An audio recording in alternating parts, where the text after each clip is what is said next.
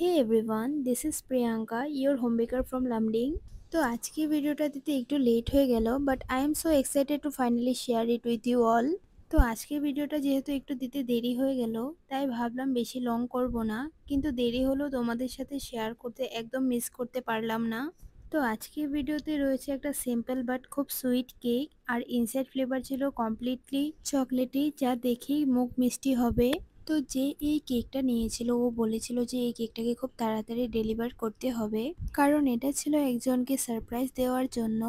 কেকের সাথে ছিল একটা বিউটিফুল বুকেও, যা সারপ্রাইজকে আরও স্পেশাল করে তোলে। তো বুকেটা আমি আগের দিন রাত 2টো অবধি বানিয়েছিলাম।